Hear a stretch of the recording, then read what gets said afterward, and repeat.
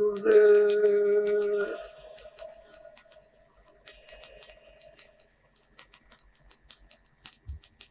जय गुरुदेव।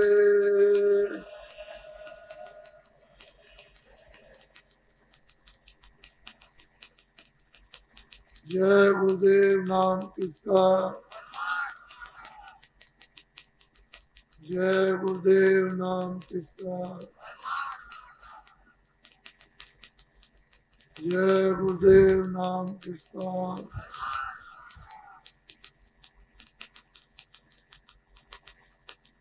आज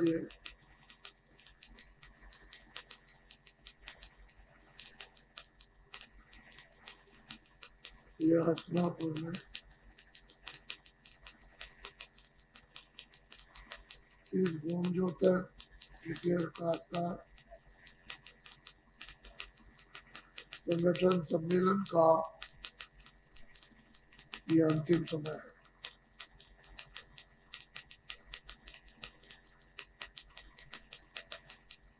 ये दूरदर्शी सहयोग परिश्रम से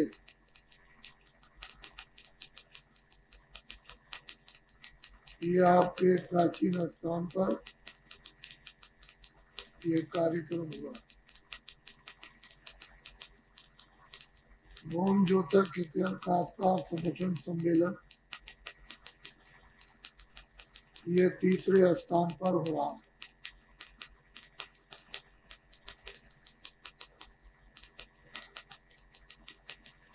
देवलखा ग्राम केसरगंज जिला बहराइच में 10 सितंबर को इसकी आधारशिला रखी। पहला कार्यक्रम ग्राम टुटियारा तहसील संडीला जिला हरदोई 5, 6, 7 नवंबर।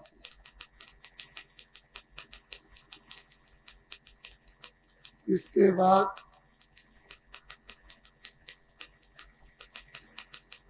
28, 29, 30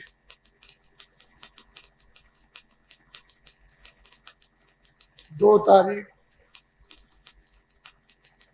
2 दिसंबर तक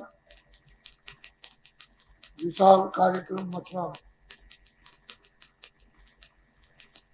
और दूसरा गोमजोतर कास्कार संगठन का सम्मेलन 31 दिसंबर और 1-2 जनवरी ग्राम अमोद कस्बा मोगराबाद साहबपुर तहसील मछली शहर जिला जौनपुर। और 29, 30, 31 जनवरी को आपके हाथ हसनापुर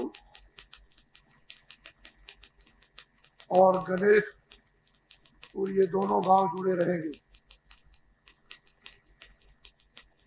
ये दोनों ग्राम इसके साथ में लगे रहेंगे, ये हटेंगे नहीं। गणेशपुर और हसना। गणेशपुर ग्राम की ये काश्तकारों की जमीन है और ये क्षेत्रीय हसनापुर का। इसमें आज ये संपन्न वैसे तो दिल्ली में हो गया था, लेकिन मुझे कुछ कहना था तो संपन्न होने की घोषणा नहीं हुई।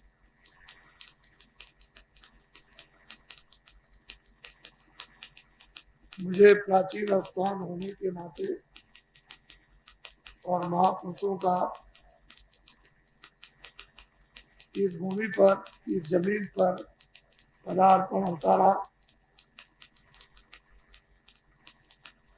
इस भगवान ने इसी जमीन पर रहकर के योजना बनाई और उन्होंने इतना बड़ा महाभारत साथ ही साथ यदुवंशियों का 56 करोड़ विनाश, ये सब कार्यक्रम इसी भूमि पर निर्धारित हो गए थे। तो ये महायोगियों की भूमि है और आपका भी ये कार्यक्रम जो मानव हितों में है वो आपने अपनी आंखों से देखा। जब तक आप जीवित रहेंगे तब तक आप इस कार्यक्रम को भूलेंगे और इस स्थान का कार्यक्रम ये ऐसी पंक्तियों में लिखा जाएगा कि इसको इतिहास याद रखेगा। ये तो तीसरा स्थान है, 7 स्थान और लिखे जाएंगे जहां भूमि के संगठन का सम्मेलन होगा। 10 स्थानों का उल्लेख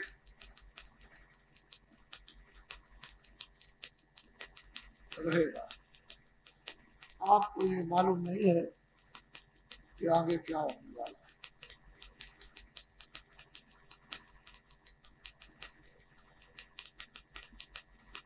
मुझे ये दशा प्रजातंत्र की देखकर बड़ा अफसोस भी होता है और दुख भी होता है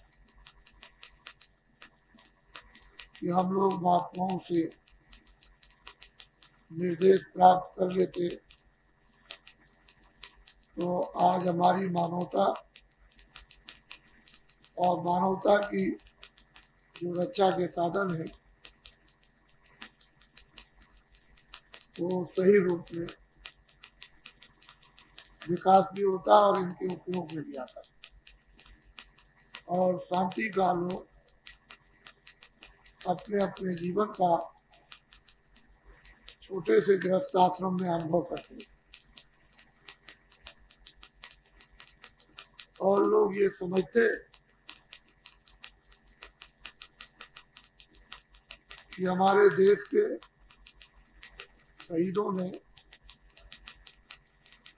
जो अपना खून दिया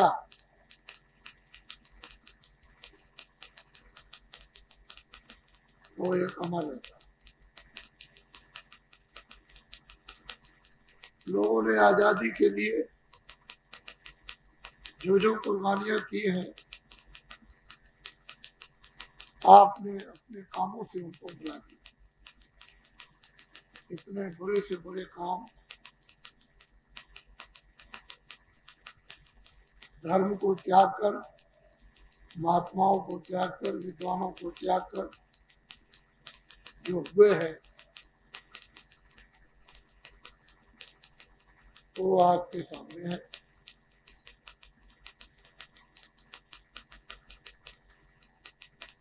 मैंने तो इस भूमि पर आकर केवल एक संकेत ही आपके सामने रखा। मैं आपका पक्का सेवक हूँ, पक्का आपका मुरीद हूँ। न पहले महात्मा था, न अब और न भविष्य। मुझे तो सेवा का आदेश मिला है कि सेवा करनी है। मुझे महात्मा बनने का आदेश नहीं मिला। मेहनत करने का आदेश मिला है कि जब तक शरीर काम करे तब तक मेहनत शारीरिक करो, लोगों की करो और आत्माओं की करो। मैं बाहर भी मेहनत करता हूँ और जब आश्रम पर रहता हूँ तो आप जब उस मेहनत को देखोगे, जब होली के अवसर पर आओगे तो सभी लोग दांतों तले उंगली दबाएंगे। मथुरा में होली और अगहन सूदी 10वीं को प्रतिवर्ष भंडारा होता है। इतना आदमी जाता है, इतना किसी आश्रम में, मथुरा वृंदावन के किसी भी आश्रम में इतना आदमी नहीं जाता। ये सब अपनी आंखों से देखो। मुझे आदेश मिला था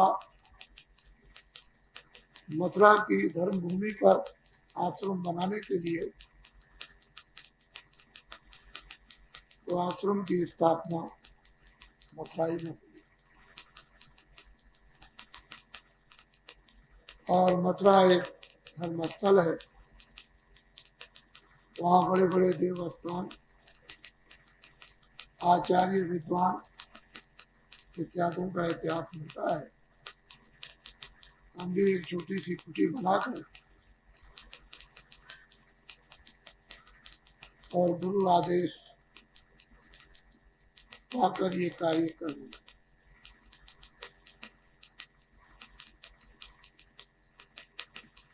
बहुत से लोग देश में ऐसा सोचते थे इनका कोई स्थान नहीं होगा, पता नहीं कहाँ पे। महात्मा की कोई पहचान है और महात्मा की कोई जात नहीं, और महात्मा की पहचान अपने आप उधरती स्वाभाविक।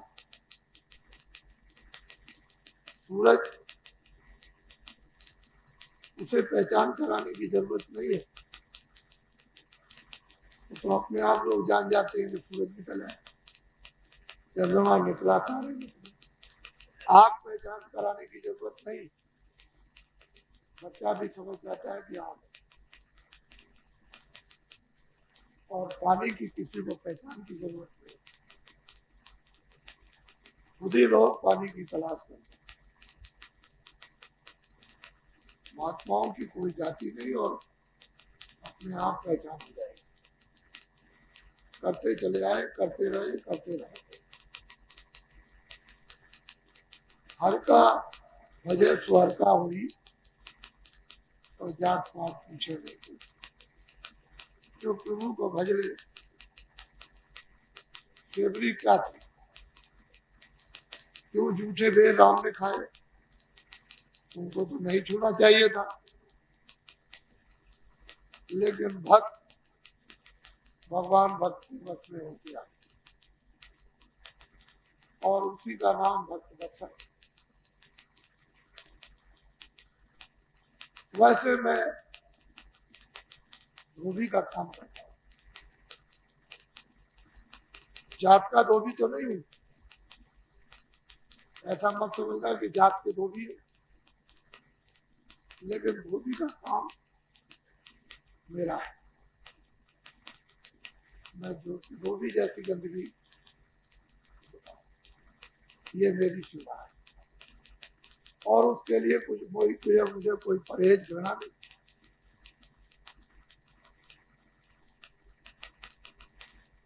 और ये सेवा सबसे उत्तम,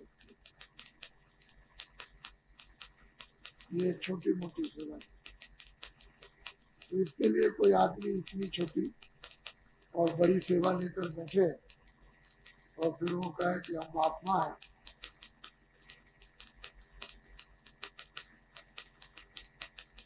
तो वो तो उनकी बात हो गई नहीं। जब मैं तो महात्मा तो एक सेवा।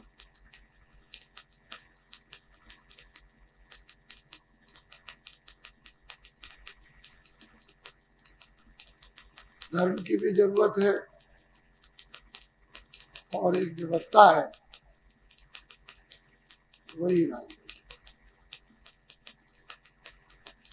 घर की व्यवस्था घर के लिए राजनीति, समाज की व्यवस्था समाज के लिए राजनीति, देश के जनों की व्यवस्था देश की राजनीति।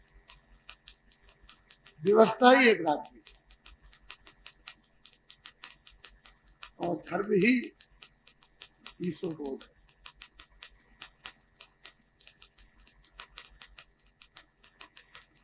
हम व्यवस्था राजनीति को खो बैठेंगे तो धर्म को क्या समझेंगे और धर्म के लोगों को क्या जानेंगे। अगर व्यवस्था हो गई होती तो आपने धर्मों को पहचान लिया।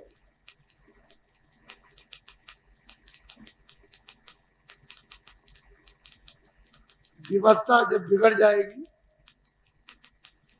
तो जितने लोग भी आएंगे वो सब के सब चिल्लाएंगे धर्म को, धर्म अनाचार है, धर्म पापाचार है और धर्म देश में नहीं रहना चाहिए। धर्म एक सत्य और धर्म झूठ पर अंकुश लगाता है। धर्म धोखे पर अंकुश लगाता, झूठ पर अंकुश लगाता, धर्म बेईमानी पर अंकुश लगाता, धर्म चोरी पर अंकुश लगाता, धर्म डकैती पे अंकुश लगाता, धर्म कत्ल पे अंकुश लगाता और धर्म कुदृष्टि पे अंकुश लगाता है, निंदा पर अंकुश लगाता है। धर्म एक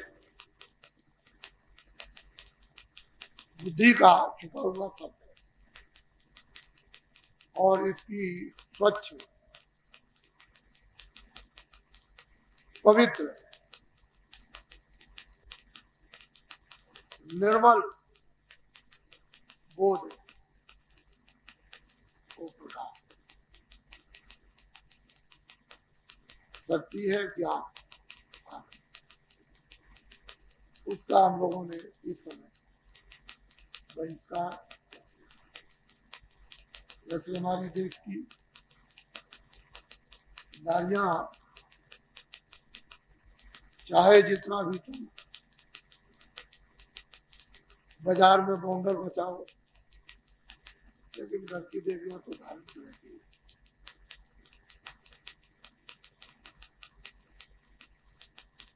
उन्हीं के कारण ये जो बच्चे पैदा होते हैं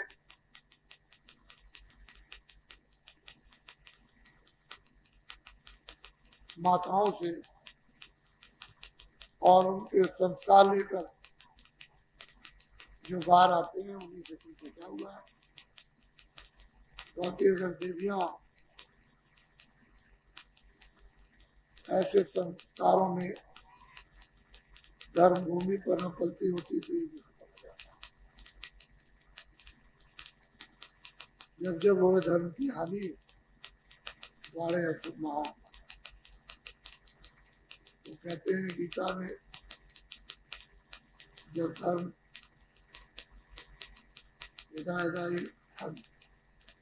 लोप हो जाएगा, नष्ट हो जाएगा, खत्म हो जाएगा, लोग को रखेंगे तो मान सकते होगा अवश्य ही आना होता है।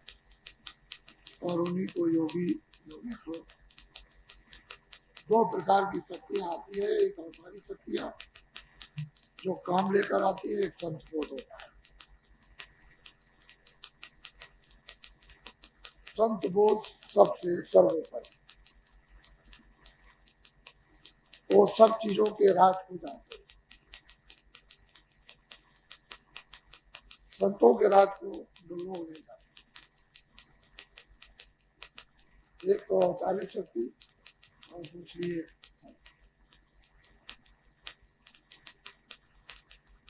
संत दया करते हैं। अवतारी शक्तियां कर्म का फैसला करा, जिसने जैसे कर्म किए हैं अच्छे बुरे वैसा उसकी रक्षा और कर लिए। अवतारी शक्तियों को तभी तो धर्म की स्थापना होगी, नहीं तो नहीं होगी। संत क्षमा करते, उनका काम क्षमा करने का। अवतारी शक्तियां किसी को नहीं करती, वो किसी को छोड़ती नहीं। जब वृक्ष की ओट में भगवान राम ने बाली को मारा, जब कृष्णा अवतार हुआ और उन्होंने अपने पूरे सब काम कर दिए। जब जाने का वक्त हुआ तो खून की नदी बहा गई और शीघ्र चले गए नदी के किनारे। शरीर छोड़ने ही वाले थे तो एलिया घूम रहा था, उनके पैर में पदम था, चमक रहा था। वह एलिया ने सोचा हिरण पानी पी रहा, निशाना मार के तीर छोड़ दिया और ठीक उसी पदम में तीर लगा। जब वो दौड़ के आया, देखा वो तो हिरण नहीं है, तो इस भगवान हमसे बड़ा अन्याय और पाप। उन्होंने उसी समय कहा कि तुमने कोई पाप नहीं किया है, अपना बदला लीजिए। मैंने वृक्ष की ओट में खड़े होकर के तुमको मारा था, तुम बाली थे, कृष्ण अवतार में तुम लिए हुए और मैं ये हुआ, तुमने अपना बदला। जब ऐसी शक्तियों से बदला नहीं छूटता, उनको भी चुकाना पड़ता है, तो आपके पास तो अपनी शक्ति है।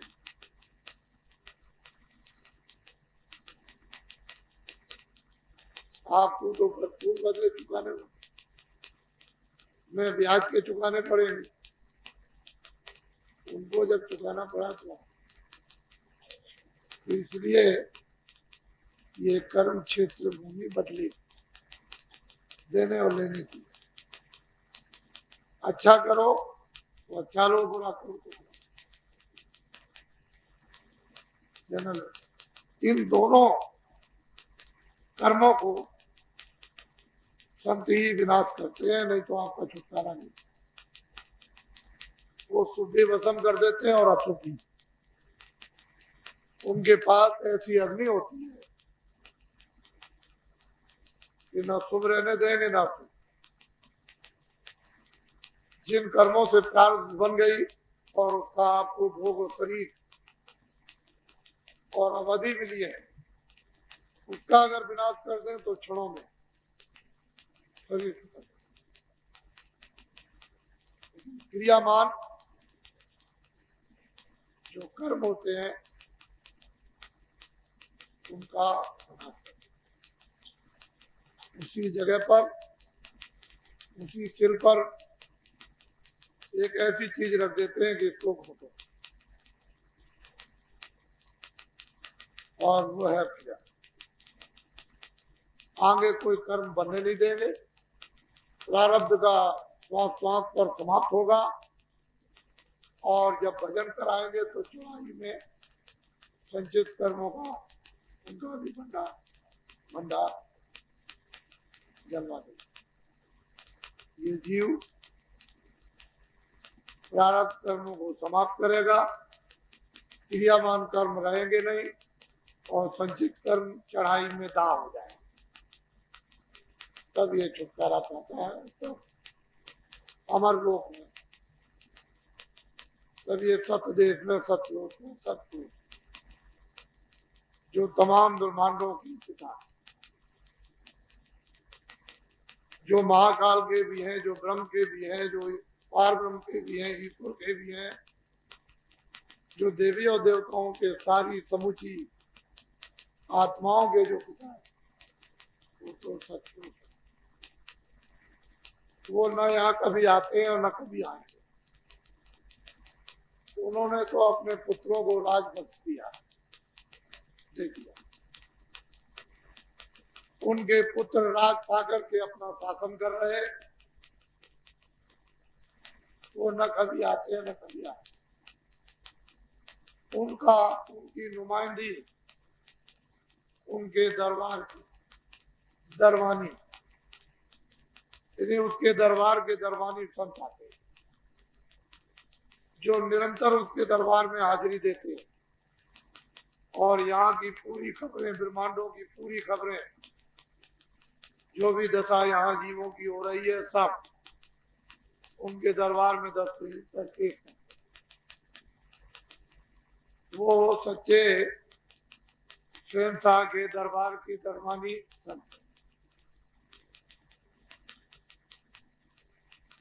और बाकी ऋषि मुनि योगी योगेशु ये नीचे से आते हैं।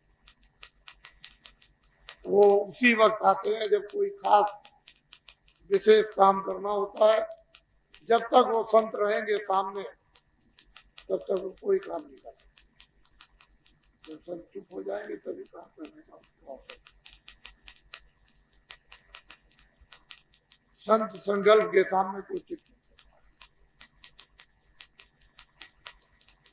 इसलिए आपको मैं ये मालूम कि ऋषि कौन है, मुनि कौन है, आत्मदर्शी कौन है, ईश्वरदर्शी कौन है, ब्रह्मदर्शी कौन है, योगी कौन है, योगेश्वर कौन है, साधु कौन है और संत किसको कहते हैं और परम संत किसको, आपको तो कुछ मालूम। कोई ग्रंथ पढ़ने से ये चीज जान नहीं जाओ, इसके लिए कमाई कर। संत मिलेंगे कृपा पाएंगे।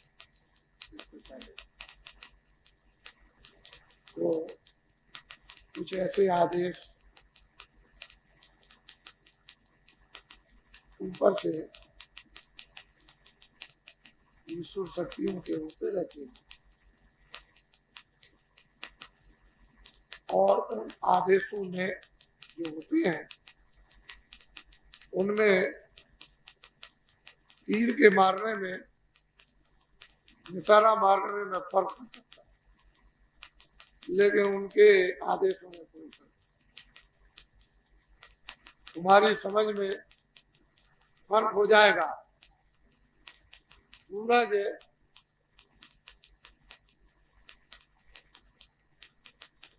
पूरब में निकलता हो, पूरब से बंद कर दे, पश्चिम में निकलने लगे, हो सकता,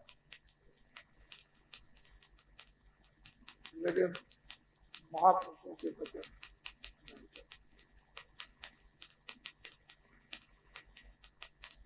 तो ये कार्यक्रम जब तक आप जीवित रहोगे तब तक, और ये दिन पर दिन यादगार रहती होगी, क्योंकि अब ये 7 कार्यक्रम जो और होने जा रहे हैं और 10 जब पूरे हो जाएंगे तब देखिए कि कौन सा धमाका होता है।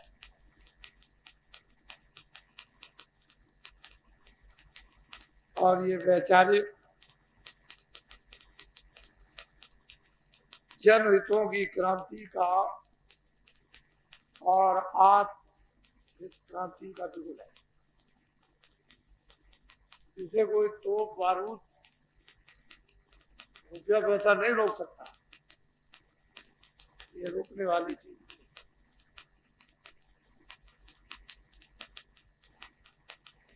मैं धीरे धीरे, वैसे मैं बहुत कुछ इन लोगों की समझ के मुताबिक बहुत कुछ पीछे बता चुका हूँ। किताबों में सब अंकित है, सन बाई सन, महीने बाई महीना, दिन बाई दिन, लेकिन तुमको वो चीजें पढ़ने को नहीं मिली, इसलिए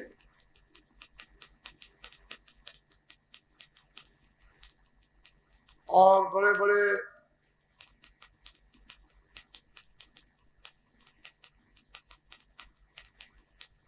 भविष्यवक्ता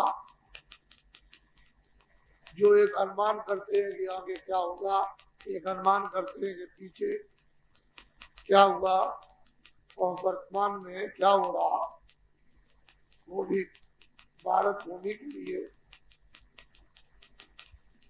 कुछ कहने लगे, बताने लगे।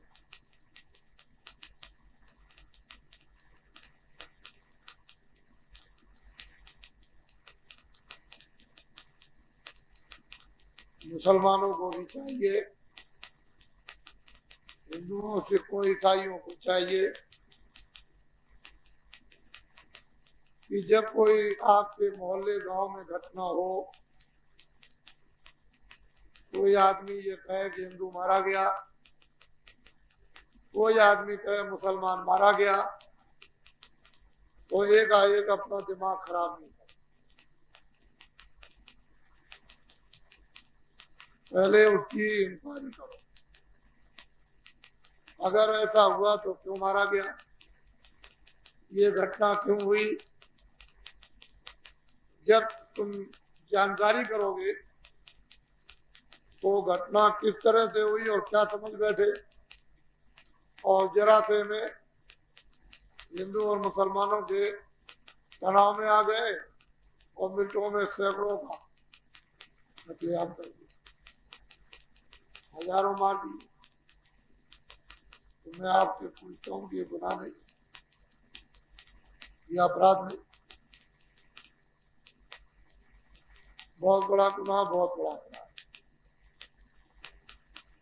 इंसान को ये गुनाह के लिए, किसी जान का हलाल करने के लिए कोई भी किताब, कोई फकीर नहीं, किसी हत्या के लिए कोई भी धार्मिक पुस्तक को कोई मानता नहीं। घटना हो जाए तो हिंदू मुसलमान सिखों को बहुत गहराई से छानबीन करना है, तब उसके बाद समाधान। ऐसे मोहब्बत प्यार,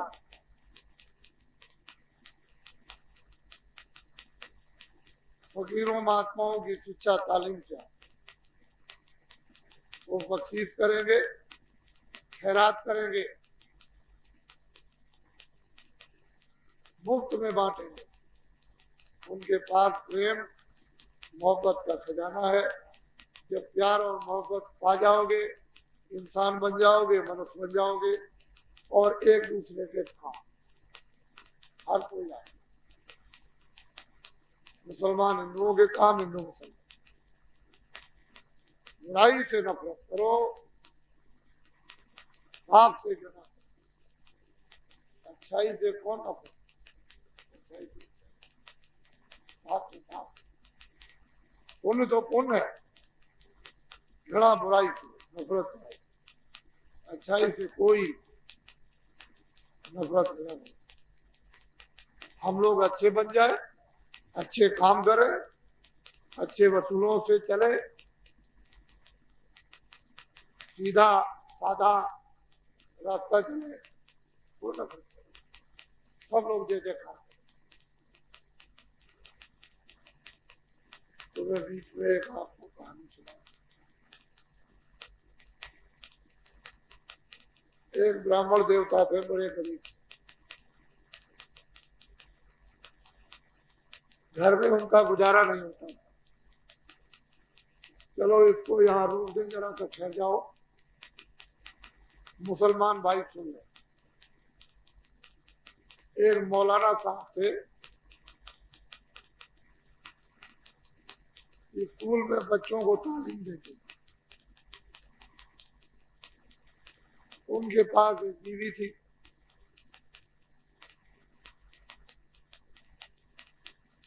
कोई ऐसी बात हो गई, स्कूल बंद हो गया। पहले तो उनको तनख्वाह मिलती, अच्छा अपना और अपनी बीवी का गुजारा करते थे, लेकिन स्कूल बंद हो गया तो अब जो उन्होंने जमा किया था वो कुछ महीनों वर्षों में खत्म कर दिया।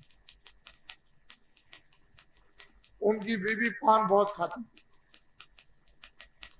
हर वक्त उसे पान का डिब्बा चाहिए, और सारी दीवारें घर की सब पान से रंगी हुई। मौलाना साहब बोले बीवी से, देखो बहुत दिन हो गए, जो हमारे पास जमा था वो खत्म हो गया। तो बीवी ने कहा कि कमा करके लाओ, हम तो नौकरी नहीं कर सकते। तो बोले कि अच्छा जाएंगे। तो उन्होंने जो अच्छे से अच्छे कपड़े थे, एक कुर्ता पैजामा टोपी, 2 4 5 उसमें छेद, पैजामा भी थे, कुर्ते में भी थे, लेकिन वो अच्छा से अच्छा, उसको उन्होंने बांध लिया और जिसमें कई एक क्षेत्र थे उसको पहन लिया और उन्होंने कहा कि चलो प्रदेश चलेंगे, नौकरी चाकरी करेंगे, कुछ कमा के लाएंगे तो अपना और बीवी का गुजारा हो। तो बेचारे वो चल पड़े। कोई बात ऐसी हो गई उन्हें याद न रहा। चश्मा लगाते थे वो, घर में भूल गए चश्मा, तो चल दिए। चलते चलते जब कई मील चले गए दूर तो उनको चश्मा याद आया कि वो तो मैं घर में भूल गया। अब मेरे पास तो पैसे नहीं है, मुझे दिखाई कैसे देगा। उनके पास एक पोटली थी, तो उन्होंने सोचा इतनी दूर चल के आया हूं, फिर लौट के जाऊं, फिर आऊंगा। तो वहां एक साधु थे, फकीर, उन्होंने उनसे मिन्नत की, कहा कि मैं चश्मा भूल गया हूँ, मेरे पास तो और पैसे नहीं है, कहाँ से खरीदूंगा, जरा सा ही हमें गठरी रखे देता हूँ, आप हमारी गठरी को देखते रहिएगा। उन्होंने कहा रख दो। तो उन्होंने पहले तो खड़े होकर के देखा, जमीन को फूकते थे और एक पैर आगे रखते थे, फिर जमीन को फूके, कोई कीड़ी चीटी न मिले और फिर रखें। तो उन्होंने सोचा मौलवी साहब ने कि ऐसा रहमान फकीर और कौन होगा, गठरी रख दी और पीछे गए। तो वहां जब गए तो मौलवी साहब की बेगम का कोई यार आ गया, वो तख्त पर बैठ कर के खूब हंसी कर रहे थे दोनों और पान खा रहे थे। तो असल में बात ये हुई, तो बीवी ने कहा कि मैं आपके बगैर जिंदा नहीं रह सकती, आप अगर प्रदेश में चले जाएंगे तो मैं मर जाऊंगा। तो मौलवी साहब बोले हाथी, उन्होंने कहा तुम मत घबराओ, मैं अपनी फोटो बना देता हूँ तस्वीर। तो दीवार पर मौलवी साहब ने अपनी तस्वीर हूँ बहू वैसी दाढ़ी आड़ी सब बना दी, कहा तुम इसका दीदार करती रहना और मैं जा रहा हूँ कुछ कमा के लाना। तो वो तख्त में बैठ करके पान खाए और मौलवी साहब की दाढ़ी पर छूटी। मौलवी साहब उधर से आए, धीरे से उन्होंने पैर घर में रखा,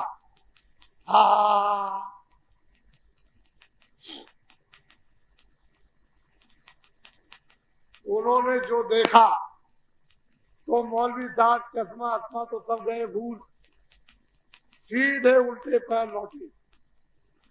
उन्होंने भी देख लिया दोनों ने, उनकी बेगम ने, उनके यार ने कि मुझे देख लिया, और ये सीधे वापस और चल दिए बाहर। वो जब बाहर निकल के आए तब तक ये निकल गए। वहां गए तो एक निशान बनाया थे कि हमारा यहाँ गठरी रखी हुई है और ये फकीर साहब यहाँ। तो जब वहां पहुंचे तो वो गठरी नहीं। अब बड़ी परेशानी, क्या किया जाए। तो जब गठरी नहीं मिली तो आगे चले, चलते चलते चलते चलते एक राजा का राज मिला।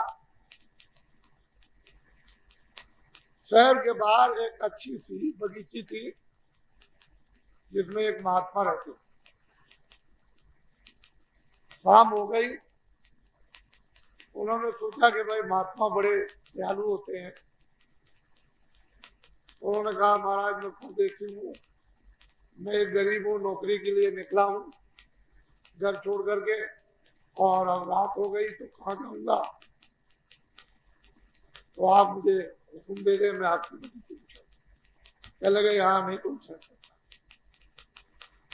वो बगीची बड़ी थी, अब वो बेचारे जो है वो खा जाए अंधेरे में, तो बस वहां से मुड़े और पेड़ के नीचे बैठे।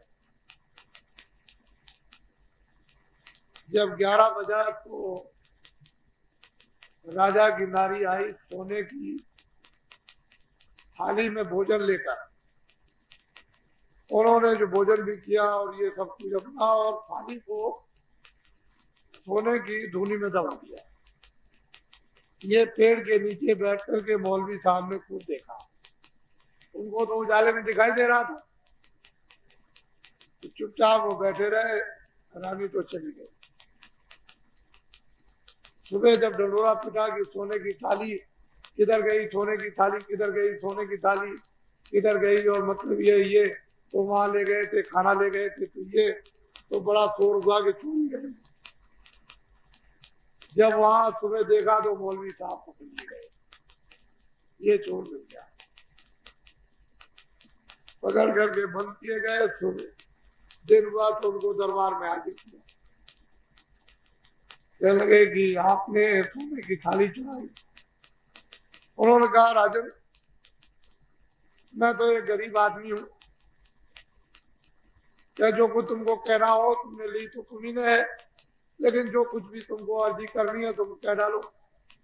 तो उन्होंने कहा अर्जुन, मैं तो एक गरीब आदमी हूँ, मैं तो एक स्कूल में मास्टर था और मुझे तनख्वाह मिलती थी, अपने बच्चों का गुजारा करता था, लेकिन स्कूल बंद हो गया, नौकरी छूट गई।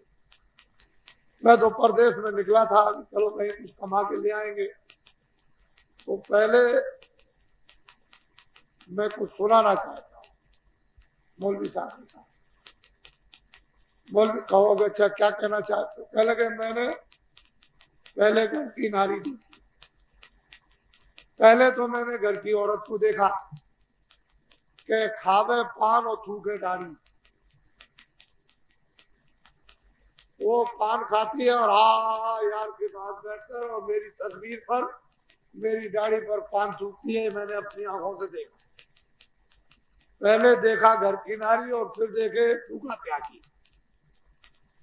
फिर मैंने वो जमीन को फूकने वाले त्यागी देखे कि जमीन फूके और पैर रखे, चींटी और कीड़ी न पड़ जाए। उनको मैंने देखा, गठरी ले गए तीरे की, मेरी फटी हुई गठरी उठा ले गए, मैंने ऐसे फूका त्यागी देखे। और फिर देखा राजन की नारी।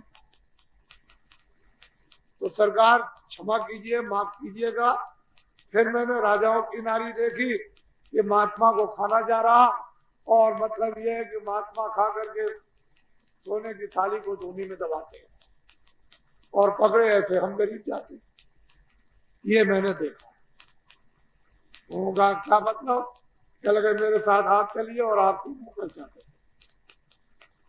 राजा उठे, सिपाही चले गए, उन्होंने कहा हमको वैसे ही पकड़ा गया, सरकार हजूर मैं तो बेगुनाह हूं, मैं तो गरीब आदमी हूं, मुझे झूठ बोलने से क्या है? आप अभी देख लीजिए महात्मा जी बैठे हुए हैं, इनकी धुनी में वो सोने की थाली जो है दबाई हुई है, और मेरे ऊपर अपराध लादा जाता है कि चोर मिल गया। वो धुनी को हटाया, रखा में थाली। तो कहने का ये है कि मौलवी साहब ने पहले घर की औरत को देखा, खावे पान और थूके डाली।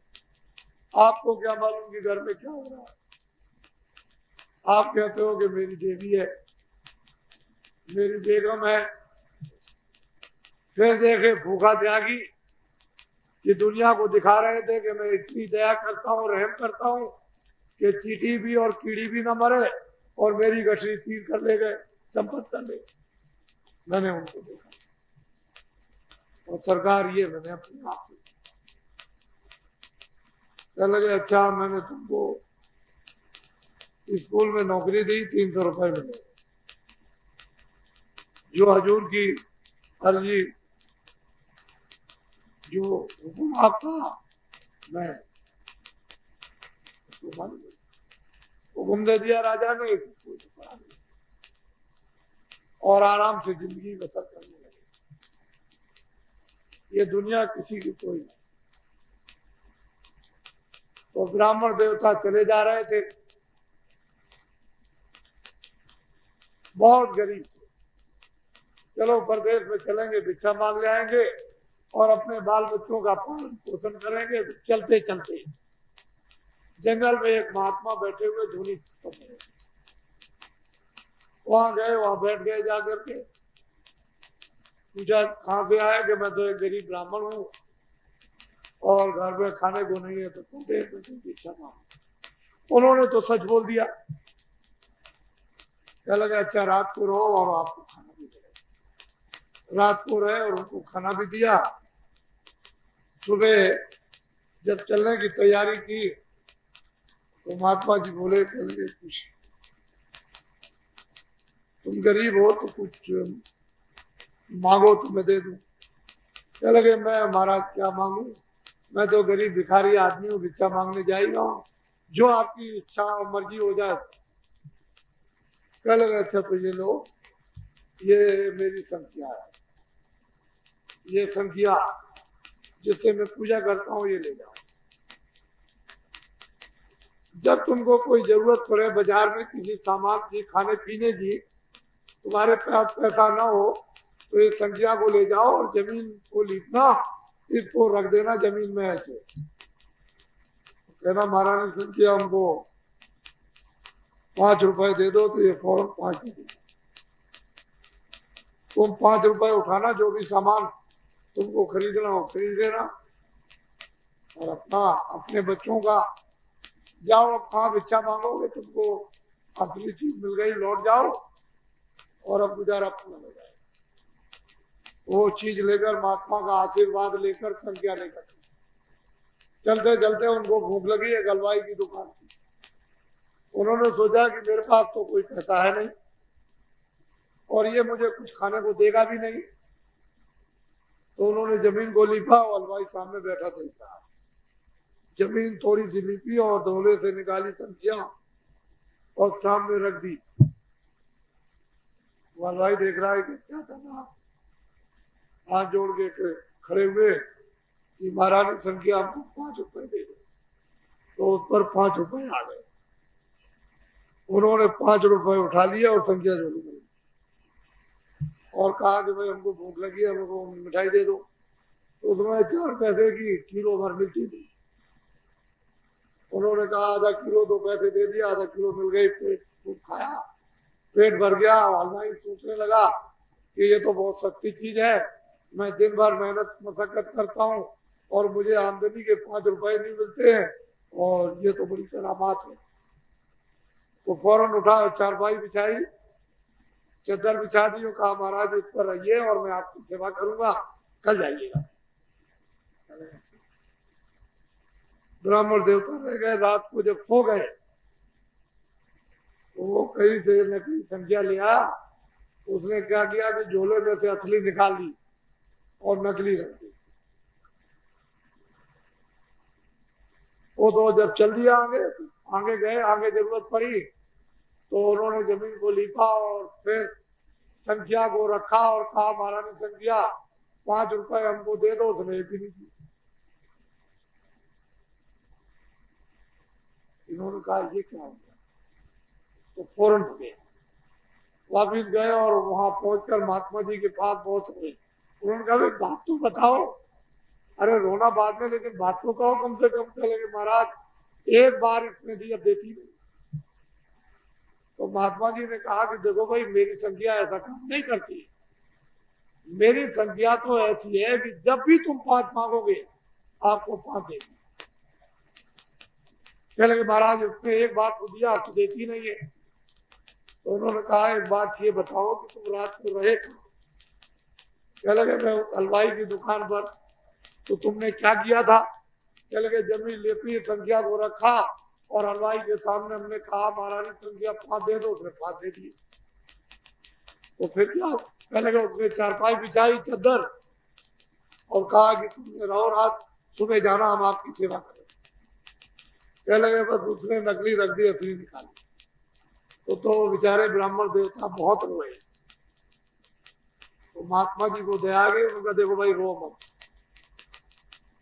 तुम इसी नकली संख्या को ले जाओ, रो मत, इसी नकली को ले जाओ और उसी की दुकान के सामने जाना और उसी के सामने पहले जमीन को झाड़ना थोड़ी देर तक, ताकि वो तुमको देख ले। तो गए और वो जमीन को झाड़ा ऐसे। उन्होंने समझाया कि जमीन को झाड़ना और तुम उसको रखना और कहना कि महारानी संख्या हमको 100 रुपए दे दो, तो इसमें से आवाज आएगी 2 से लो। तो तुम ये कहना कि ठहर जाओ ठहर जाओ ठहर जाओ, जाओ, जाओ, जाओ। बस वो चल दिए।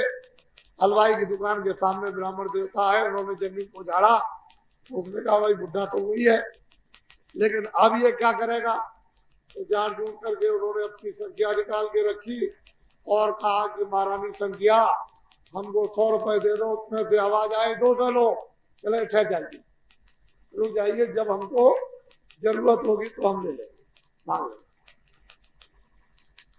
हलवाई उठा कि ये तो बहुत ऊंची चीज है, अब वो तो पहले 5 देती थी, ये 100 मांगो तो 2 से देती। तो वो उठा और चारपाई उसने फौरन बिछाई है चद्दर और कहा महाराज आप इस पर रहिए, कल जाइएगा आप। ठीक। रात को वो खूब आराम से रहे, खाना खिलाया, सो गए। जब वो सो गए तो उसने क्या काम किया कि असली संख्या रख दी और नकली निकाल दी। ब्राह्मण देवता तो उनको तो महात्माओं की बात थी, वो तो कभी झूठ होने वाली नहीं, उसको मिल गई। वो तो आंख बंद करते सुबह उठे और वो चल, वो तो चले गए, अपना मांगते गए होंगे, अपना ले लिया होगा। हलवाई की दुकान में लग गया घाटा। उसने सोचा कि घाटा कैसे पूरा होगा, तो सोचता रहा, जब कोई तरतीब उसे तरकीब मालूम नहीं हुई ये कैसे घाटा पूरा होगा, तो उसने सोचा कि वो संख्या ले आओ। उसने 150 रुपए उसने खर्च किया, उन्हें को जमीन को लीपा सजाया, ये वो सब, और संख्या निकाल करके उसने रखा। हाथ जोड़ करके खड़ा हुआ कि महारानी संख्या 100 रुपए दे दो, उसमें से आवाज आई 200। चलो ये 2 से दे दीजिए कि 4 से दो, 4 से दे दीजिए कि 8 से, 8 से दे दीजिए कि 16 से, 16 से दीजिए कि 32 से लो। क्या लगे 32 से दे का 64 से लो। क्या लगे महाराज कुछ देना लेना, कि भाई देने लेने वाली तो चली गई, वो तो गई। ये है डपोल संघ, ये डपोल संघ है। देने लेने वाली संख्या तो गांधी के साथ 48 में चली गई। अब ये डपोल संघ है। जितना चाहो बूंदो तक इतिहास करो, उतना दूर लो। 100 मांगो तो 2 से, और 1000 मांगो तो 2000, और लाख मांगो तो 2 लाख, और करोड़ मांगो तो 2 करोड़, लेकिन देने वाली तो गई। ये है वो तो चली गई। दून जितना चाहो उतना आपको मिलेगा, उसमें कोई हारने वाली चीज नहीं है। मैं 40 सालों से पूरा पूरा ये देख रहा हूं, जितना चाहो उतना चाहो। समझ लो महात्मा के वाक्य कभी झूठे होते हैं, ये तो बात। उनका जो काम था वो तो एक निमित्त मात्र थे, महात्माओं का संकल्प था, वो तो आपको भी निमित्त मात्र बना दे। वो तो निमित्त मात्र संकल्प तो गांधी का नहीं था, वो तो संकल्प किसी और का था, लेकिन अब किसी को भी खड़ा कर दे, वो तो संकल्प पूरा होना ही है। तो आजादी मिल गई और वो तो मतलब है कि चले, उन्होंने तो कुछ देखा नहीं, चलो यही मान लिया जाए। लेकिन जिन लोगों के, जिन महापुरुषों के, महान आत्माओं के जो संकल्प थे, उन्होंने तो देखा। हमारे गुरु जी ने 1 महीने पहले कहा था कि एक नेता सबसे बड़ा फलानी तारीख को फलाने वक्त जाएगा। तो हमने पूछा, महाराज जाने का क्या मतलब, पहले के मार दिया जाएगा। उन्होंने काफी पहले बताया, फिर जब वो समय निकट आया तो उन्होंने 5 दिन के बारे में कहा। फिर सुबह सुबह भोर में जब उठे और जब उनके चरणों को छूने के लिए गए तो उन्होंने कहा कि आज दोपहर के बाद सूरज डूबने के पहले एक नेता जो सबसे बड़ा होगा वो मार दिया जाएगा। इतना उनको अनुभव था। एक बात नहीं, बहुत बातें उन्होंने बताई और ठीक हुई। बीमारी है। तो चीज ये है कि तुम चाहे जितना चिल्लाओ, चाहे जितना रो और चाहे जितना कुछ करो, लेकिन जब नकली संख्या तो देगी क्या? असली की खोज, असली तो तुमने जमा दी। उसके लिए तो प्रार्थना करने गए नहीं कि लौट करके मुझे असली मिल जाए, वह एक बार आपको मिला उसके बाद में अब दूर मिल जाएगी, मिला। तो ये जो भी महापुरुषों के दृष्टांत हैं वो नसीहत से, शिक्षा से जरा से भी खाली नहीं है, भरपूर है। और मैं ऐसी कहानियां बहुत आपको सुनाऊं, लेकिन वो जब समय रहेगा, ऐसी शिक्षा की कहानियां ये तुम्हारे ये दिमाग के पर्दे खुल जाएंगे। अभी तो मैंने कुछ भी नहीं सुनाया, ये तो मैंने सिर्फ एक इशारा आपको 3 दिनों में किया, उतने ही में सोचते हो कि मैंने ऐसा कभी नहीं सुना। ये सब स्त्री पुरुष कहते जा रहे हैं कि मैंने ऐसा आज तक कभी अपने जीवन में सुना ही नहीं, न मैं ऐसी कभी कल्पना करता था कि मुझे ये भी सुनने को मिले। मुसलमान अपना कहते हैं, सिख अपना कहते हैं, हिंदू अपना कहते हैं, ईसाई अपना कहते हैं, कर्मचारी अपना कह रहे हैं, अधिकारी अपना कह रहे हैं, सेठ साहब की अपील है, प्रार्थना है, मिन्नत है, इसको पकड़ लो, तुम्हारी पट्टी है, फिर पढ़ा दिया जाएगा। तो उस पट्टी पकड़ने में बच लो, हमसे नहीं पकड़ने को नहीं आता है। और फिर अब वो तो धीरे धीरे उस्ताद को, मास्टर को धीरे धीरे पकड़ा ही देगा। कुछ बाप मारेंगे, कुछ मास्टर फिर डांटेगा, धमकेगा, धीरे धीरे कुछ उधर की झपट और डर, कुछ इधर की झपट और डर, धीरे से फिर पट्टी पकड़ने लगे। पहले कौन पकड़ता? चीज है कि तुम इतने डरे हुए हो, इतने घबराए हुए हो, इतने बेचैन हो, इतने सता दिए गए हो, धोखे में डाल दिए गए, गुमराह कर दिए गए, तुमको धोखा दे दिया गया, वादा खिलाफी की गई, बड़े बड़े सब तुम वो सब भोगे पड़े हुए हो। तो तुमको तो किसी की बात पर और यकीन आएगा।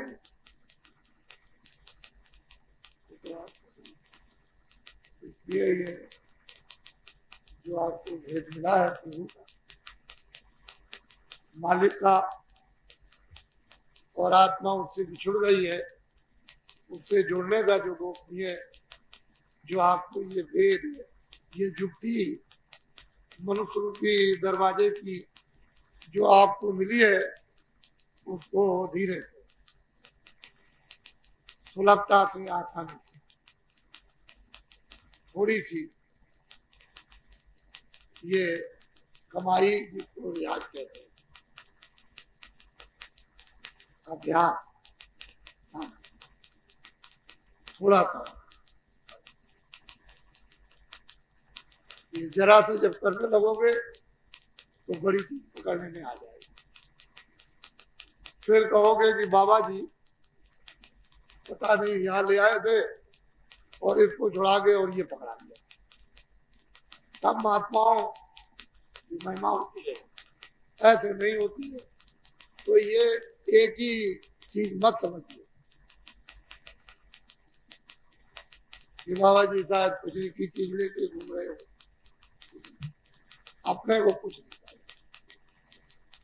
आप देखते हो छोटे छोटे बच्चे हैं जो बैठते हैं ना, तो मैं निकल जाता हूँ तो मुझे दौड़ के पकड़ के 4 आने पकड़ाते, 8 आना देते, 1 रुपया देवी हमारी झटका मारती है, तो मैं पूरा घूम जाता हूँ पीछे को, और धोती पकड़ लेंगी, कभी कुछ पकड़ लेंगी, कभी कुछ, कभी हाथ पकड़ लेती, इतनी जबरदस्ती करती। और इस पर अगर उनकी सेवा स्वीकार न करें तो कितनी तकलीफ होगी, ये तो आप खुद ही समझ लो। इसलिए बाबा जी किसी को कुछ देते नहीं है, और जो ये देते हैं सब इसी में लग जाए। जब तुम मथुरा आश्रम पर आओगे तो पूरा देख करके ही तुमको बोध हो जाएगा, हम किसी से नहीं मांगते। तुम झटका देकर फेंकोगे तो हम उसको ठोकर तो नहीं मारेंगे। हम कोई कपड़ा नहीं खरीदते हैं, जो दे देते हो खाते। ये देवियां धोती ले आती है, चद्दर ले आई, इन्होंने दे दिया आकर के कि हमारा हाथ पे लीजिए, ये उठा दीजिए, तो मैं ये उठा लेता हूँ या पकड़, हमको तो कोई समझ खुद ही करते। कोई आदमी कहे कि नहीं बाबा जी कहीं दिलाते हैं, ये कमा के यही देते हैं। हम तो खुले मैदान में कहते हैं, हम कोई छुपा चोरी से तो नहीं। तो इसलिए ये सब, ये मुरादाबाद का भंडारा, ये शाहजहांपुर का भंडारा, ये मतलब ये है कि ये लखनऊ का भंडारा, और ये मतलब ये है कि ये देहरादून का भंडारा। अब ये जो लोग आते हैं अपना भंडारा चलाएंगे, 10, 20, 50, 100 अतिथि जो रात को यहाँ ठहर जाएंगे वो भूखे नहीं रह सकते। वो जहाँ भंडारा चल रहा, 100 इसमें खा लेंगे, 100 उसमें खा लेंगे, 100 उसमें, 100 इसमें खा लेंगे, और खून पसीने की कमाई, हराम की नहीं, और अति सत्कार हो जाए। ये सब इन्होंने पूर्ण किया है, बाबा जी ने कुछ नहीं किया। ये सब यही करते, जो भी आप अपनी आंखों से देख रहे हो इस मैदान में, ये सब यही करते, खून पसीने की, ये हराम का नहीं। और आपके यहाँ कोई चंदा नहीं उगाया गया, कोई जबरदस्ती नहीं कहेगी, रसीद काट दी, अगर नहीं दिया तो हम देख लेंगे, अब ये रात ही को कलाती कारखाना बंद करवा देंगे, गिराव करवा देंगे, तुमको मार देंगे, तुम 1000 दे दो, तुम लाख दे दो। बाबा जी इनसे लाख इनको भी दूर रखते हैं और अपने को।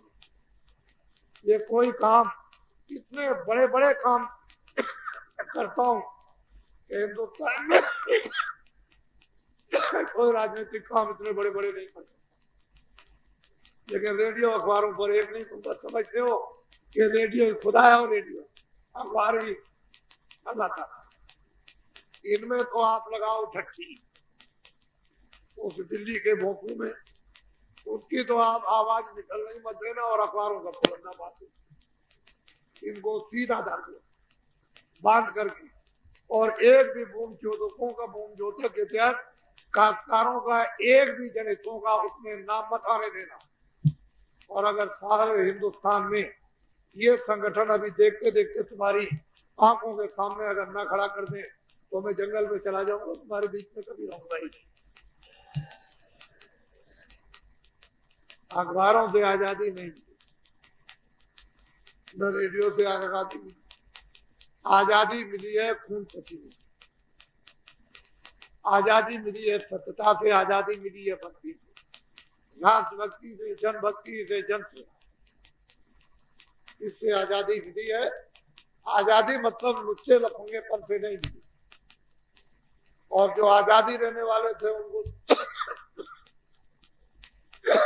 तो जाति कुछ मिल नहीं पाया, लेकिन हाँ नाम होता है। शेर तो शिकार करता ही है, लेकिन जिधर बैठे रहते हैं। वो ये शेर खून पी करके जाए फिर उनका हिसाब लगता है। तो शेरों ने शिकार कर दी, जिधर पी। इसलिए ये जो लोग बैठे हैं उनसे मेरा अनुभव, मेरी प्रार्थना, मेरी अपील कि एक बार आपने सबकी बात मान ली, सबका विश्वास कर लिया, सबकी बात मान ली, बहुत मेहनत की, बहुत परिश्रम किया, बहुत पैसे लिए, या तुमने खर्च किए, या तुम नेक नाम बने, तुम बदनाम बने, वो तो दुनिया जानती है। लेकिन एक बार हमारी बात कि आप ऐसी मेहनत कर दो आप जिससे कि तवारीख में आपका नाम आ जाए। आपने डकैत हो चाहे चोर हो, मेरे ऊपर छोड़ दो। डकैती का और चोरी का और इसका उसका इल्जाम को बांट ले। अगर सदन कसाई और गीत और अजामिल और वाल्मीकि इनका डकैती और चोरी का अपराध और उसके निशान खत्म होकर वो अगर पूजे जा सकते तो तुम भी पूजे जा।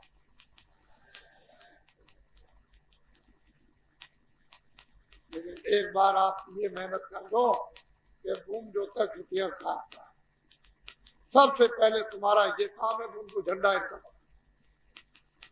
मैं अकेला 2 हाथ पैर रखता हूं और तुम अनेकों हो। वैसे तो ये है कि काम तो आपसे लिया ही जाएगा, तुम चाहे राजी में करो और चाहे कुराजी में करो, बाबा जी छोड़ने वाले नहीं है। ये आप समझ लो एक बात, बाबा जी छोड़ने वाले नहीं है।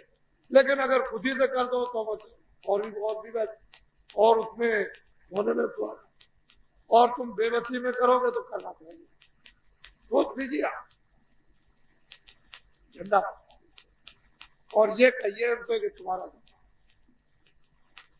तुमको किसी झंडे के नीचे जाना ही नहीं, न किसी मांग मांगो, न कोई फरियाद करो, न कोई जिंदाबाद, न कोई मुर्दाबाद, न कोई रैली में जाओ, न कोई सत्याग्रह में जाओ, न कोई गिराव में जाओ।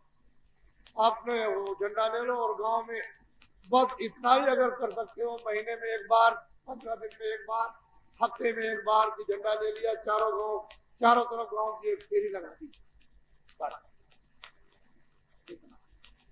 और ये कहिए कि ये भूमि जोता खेतिहार का कारण का ये झंडा, ये तुम अपने झंडे को पकड़ लो। अगर इतना ही आप कर दो तो हम सब करा देंगे। हमने तो करोड़ों आदमी तैयार कर दिए, हमको क्या देर लगे कि इनको भगाने में। जो आप देख रहे हो ये तो थोड़े ही आदमी आप देख रहे हो, ये लंगोटी बात, अगर लंगोटी बातों को दिखा दो तो पक्ष मिल जाओ। तो दोनों मैंने अभी अमोद में दिखाया ना, आपके वहां उजारा में ना देवलगा में, तो एक आपको निशान दिखाया, ये निशान, ये भी कुछ नहीं। इसलिए आपने थोड़ी सी अपील को करें, और ये हार्दिक प्रार्थना रहती है, कोई बनावटी चीज नहीं है। और हिंदुओं को, मुसलमानों को, सिखों को, ईसाइयों को, वैसे जो पंजाब में जो समस्या हो रही है उसको मैं 90 दिन तक उधार 86 में लगातार बोलता रहा, और 87 में जब मैं 50,000 आदमी लेकर के जब चलता रहा 80 दिनों तक, 8,000 किलोमीटर तक बोलता रहा कि पंजाब की जो समस्या, जो आदमी जिनको आप कहते हो कि मारे जा रहे, उसका समाधान हम 15 दिन में कर देंगे, 16वां दिन नहीं लगे। लेकिन किसी के मस्तक पर जू नहीं रह गए, इतना डंडोरा पीट करके आए, और जब ये काफिला समापन प्रयागराज में किया तो इतना कुंभ में आदमी इकट्ठा नहीं होता जितना प्रयागराज में इकट्ठा हुआ था, इतना कुंभ में नहीं आता। मैंने भी कुंभ देखा, तो ये तो आपको जानना ही चाहिए कम से कम कि बाबा जी कहते क्या है। और फिर मैंने ये फिर अपील की है और प्रार्थना की है कि शासन वाले हमारे सिपाहियों को, जो हमारे भूमि जोतक खेतिहर काश्तकार, उनके बच्चों को न मरवाएं। वो जो सैनिक आपने लंका में दे दिए बिना शर्त वापस नहीं, उससे कोई लाभ नहीं होगा सिवाय धनहानि होगी, जनहानि होगी, और हिंदुस्तान की समूची जनता को विश्व के लोग कहेंगे मूर्ख है, पागल है। इतनी बड़ी जनरेशन हो और इतनी बड़ी आबादी हो भारत में, और वहां की जनता का मुंह न खुलता हो, तो ये बेवकूफ और पागल तो समझी जाएगी। ये तो आप, तो हम तो अपील कर सकते हैं, हम तो कोई धरना तो देते नहीं है कि चलो भाई हम धरना दे देंगे और घिराव कर देंगे और ये कर देंगे, सत्याग्रह कर देंगे और ये करेंगे। ये तो हमारे बस की बात। वैसे हमारे पास इतने आदमी, हम कुछ भी कर सकते, ये तो आपको जानना चाहिए। ये कुछ भी, लेकिन वो कुछ नहीं, ये कोई मानवता थोड़ी है, इंसानियत थोड़ी है, कोई राष्ट्रभक्ति और देशभक्ति, समाज सेवा ये थोड़ी हो जाएगी। तो वो ये काम प्रार्थना करते हैं। तो हम वैसे तो प्रार्थना हम ईश्वर से करते हैं, लेकिन यह है कि कोई आदमी ना कहे तो उनको भी सुनाते रहते हैं तुम्हारे द्वारा, और हमारी जितनी भी दरख्वास्तें उसके दरबार में पड़ती हैं वो सब मंजूर हो जाती है। वो ना होने वाली एक भी बात नहीं। क्या पता है, हमने ये सब चीजें सुनाई तो उसके दरबार में दरख्वास्त दे दी और उसने मंजूर कर लियो।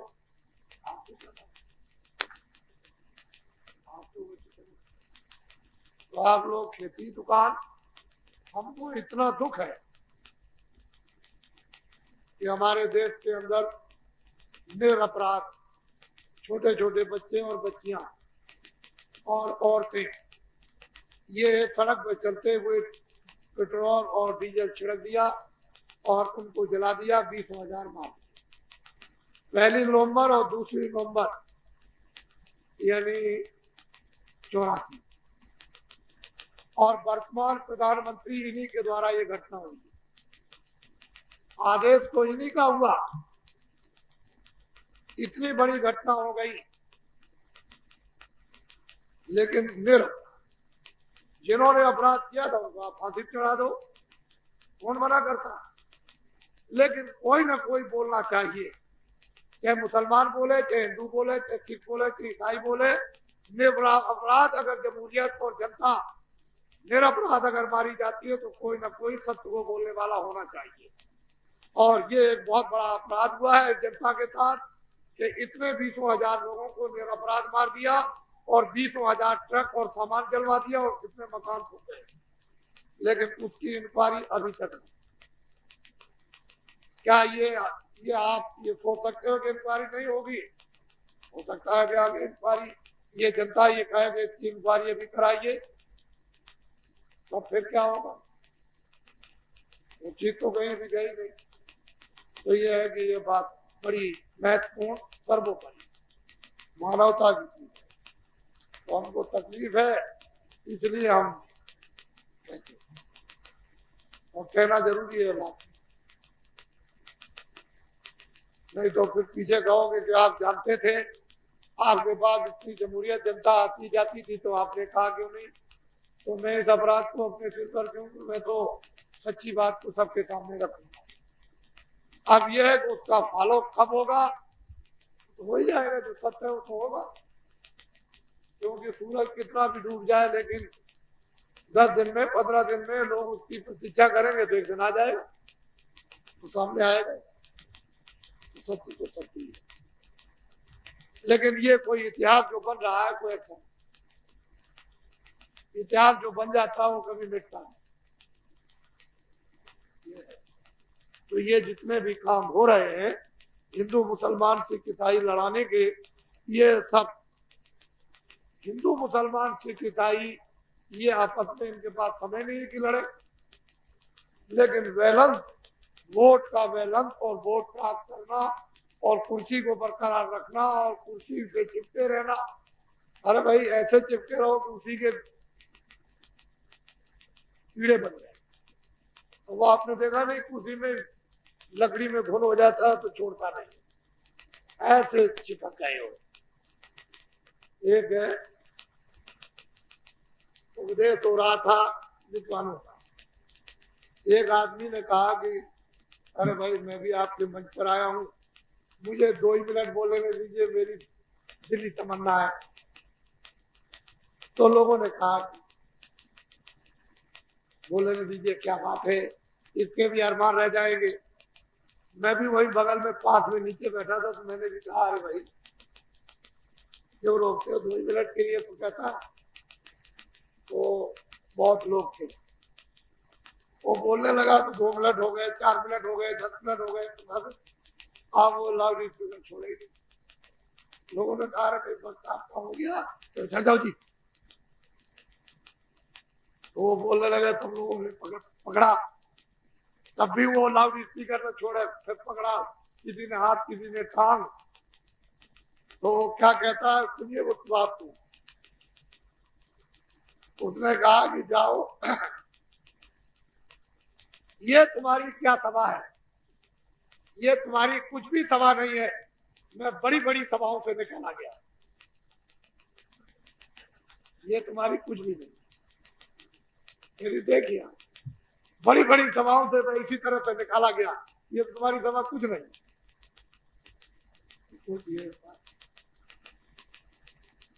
असली चीज यह है कि ये धूम जो तक अब जाग जाएंगे, अब जाग जाएंगे, ये भी जाग जाएंगे, जगाने वाला भी जगा लेगा, ये जाग जाएंगे। मुझे पूरा प्रभु पर भरोसा है कि वो दया करेंगे, कृपा करेंगे, मेहरबानी करेंगे, मुसलमानों पर करेंगे, हिंदुओं पर करेंगे, सिखों पर करेंगे, ईसाइयों पर करेंगे, जाग जाएंगे। मुझे ऐसा यकीन है और परिवर्तन होगा, इसको कोई नहीं होगा। कोई भी माई का लाल परिवर्तन होगा, इसको कोई नहीं रोक सकता है। भारत में ऐसी वैचारिक क्रांति खड़ी हो जाएगी जो 40 सालों में और पहले वाले और अब के लोगों ने सोचा ही नहीं था कि ऐसी वैचारिक क्रांति भारत में खड़ी हो जाएगी। देख लीजिएगा, मैं पहले से इनसे कहता आ रहा हूं संकेत में, लेकिन इनको अब मालूम होने लगा जरूर कुछ होगा। अब ये लोग कहने लगे कुछ होगा नहीं, क्योंकि मैंने इनको अभी कुछ बताया नहीं। जब अर्जुन ने कृष्ण को नहीं पहचान पाया, जो इतने दिनों तक रहे और फिर के वो सेवक और सखा है और हमेशा उनके सामने रहे, अर्जुन कृष्ण पर विश्वास पूरा नहीं करते, तो मैं कैसे समझ लूंगा कि पास वाले इतनी जल्दी समझ जाए? इतनी जल्दी नहीं। लेकिन हाँ यह है कि काम से, जैसे ये कैसे मालूम हो गया कि राम आएंगे, अजनबी आदमी से मित्रता करेंगे, सुग्रीव से, हनुमान से, और ये मतलब हमारा साथ दे देंगे और हमारा राज दे देंगे, बाली को मारेंगे, ये उनको कैसे? लेकिन नहीं, काम से उनको यकीन। उन्होंने जब परीक्षा सुग्रीव ने ली, उन्होंने उनके मंत्री ने कि आप ये काम करके दिखाइए, तो काम उन्होंने दिखाया, तो उनको यकीन होने लगा कि जरूर। अब लोगों को काम से यकीन, अब ये कुछ जमने लगा, कुछ विचारों में आने लगा कि परिवर्तन। तो अब ये तो थोड़ा बहुत ये भी देख लीजिए। और मैं आपका सबका कर्मचारी, छोटे से छोटे और बड़े से बड़े अधिकारी, हसनापुर के जितने भी सेठ साहूकार, इर्द गिर्द के जितने भी हमारे गांव के भूम जोतक के तेरखास, और जो भी हमारे जितने भी मजदूरी करने वाले, वो मैं वास्तव में सबका आशीर्वाद पात्र आदमी हूं। मैं सबसे आशीर्वाद लेना चाहता हूं और मैं एहसानमंद सबका। ये कार्यक्रम 3 दिनों का मेरे, क्योंकि कुछ लेकर के तो आया नहीं था कि भाई मतलब है कुछ मन में कुछ विकार लेकर के आया हो, और कुछ विकार लेकर के जाए तो वो तो कुछ था नहीं। जब मेरे मन में ही विकार किसी के लिए नहीं है, तो फिर ये निर्विघ्न आपका ये आज 31 जनवरी को ये संपन्न होता है। और मैं सबका कृतज्ञ रहूंगा, और आपकी निरंतर जहां भी जाऊंगा, हसनापुर के नर नारी, गणेशपुर के नर नारी, आसपास के गांव के नर नारी आए हुए दूर दूर से, जो बुग्गियों से, ट्रैक्टरों से, इनसे, या मुमाना के या मेरठ के, मैं सबकी चर्चा करूंगा। मैं वहां सबकी जहां जाऊंगा, अभी मैं जाने वाला हूं गुजरात में, वहां सोमनाथ मंदिर के निकट, जहां उधर द्वारका जी, उधर मैं अभी कार्यक्रम विशाल करूंगा, तो मैं वहां भी आपकी चर्चा करूंगा। और फिर अब मैं अभी दौरा करूंगा, यानी ये कार्यक्रम आपका 13 फरवरी को, और ये जिले जिले में एक ही तारीख में सब जिलों में होगा, और 22 फरवरी को उत्तर प्रदेश के जिले की सब तहसीलों में एक ही दिन ये भूमि जोतक के तेरखास संगठन सम्मेलन एक ही तारीख में सब जगह सब तहसीलों में होगा। ये छोटा काम नहीं है कि एक ही दिन और एक ही तारीख में उत्तर प्रदेश की सब तहसीलों में कोई आदमी कर ले, वो सरकार बैठ के नहीं कर सकती, जिसके हाथ में सब कुछ है। हम तो कोई सरकार नहीं, हम तो सेवक। सब तहसीलों में होगा, इसी के बीच में मैं कार्यक्रम गुजरात का करके आऊंगा। और होली का कार्यक्रम, उसमें जब आप यहाँ 1, 2, 4, 10 जब आओगे, मथुरा में बाईपास पर आश्रम है, वहां जब आओगे और होली का ये कार्यक्रम होगा, वैसे तो हमारे मथुरा के महाजन आए हुए हैं, चौबे समाज के जो हमारे सबसे बड़े अध्यक्ष हैं, वो धर्म, वो यहाँ पर उपस्थित हैं, और वो बाईपास पर आश्रम है। मैं भी इनके यहाँ जमुना के तट पर जाता हूँ और ये सब भी आते हैं। वैसे तो मैं इनको कोई नहीं समझता हूँ, मैं वैसे आदर तो नहीं कर सकता हूँ, लेकिन कोशिश करता हूँ कि इनका आदर करूँ, क्योंकि मैं तो सेवक हूँ। और ये धर्म की आवाज जोर की लगाते हैं, अगर ये लोग स्थानों से हट जाए, तीर्थों से, तो सब खत्म हो जाए। फिर तो वहां पर वही वो बदबू की और वो खून की बदबू नदी बहे। लेकिन थोड़ा बहुत जोर से चिल्लाते रहते हैं तो कुछ थोड़ा बहुत मतलब ये कानों में संकेत करता है, वो भी यहाँ पर उपस्थित है। और मैं उधर से आऊंगा, आपकी चर्चा देवलखा ग्राम की चर्चा, जहाँ भूम द्योतक इतिहास का आधारशिला शिलान्यास रखी गई, वो और जो ये 3 कार्यक्रम टुटियारा में, अमोद में और ये हत्तापुर यानी गणेशपुर में जो ये भूमि पर हुआ, इसकी चर्चा में और जगह। और जैसे ही होली का कार्यक्रम होगा, मैं अभी उड़ीसा में यानी दौरा करने अभी जा रहा हूँ, एक विशाल दौरा करूंगा। वहां की जनता मुझे बहुत चाहती है। मैंने काफले में 7 जिलों का दौरा किया है और जो जनता ने अपना हाव और भाव और प्रेम और प्यार का प्रदर्शन किया, वो एक मतलब ये अद्वितीय सराहनीय। वो बराबर निरंतर आवाज लगा रहे चिट्ठियों के द्वारा वैसे कि जल्दी आइए, देर मत कीजिए। तो मैं वहां जाऊंगा और वहां भी आपकी चर्चा करूंगा। वो तो जो काफिला संपन्न हुआ उसमें तो कुछ लोग तो थे ही 14 प्रांतों में, सब जगह के लोग, उन्होंने तो देखा ही है, लेकिन सब जगह के लोग एक जगह नहीं पहुंच सकते। तो मैं ये चर्चा करूंगा आपकी, आपके प्रेम की, आपकी मेहनत की, आपके सद्भाव की, आपकी श्रद्धा की।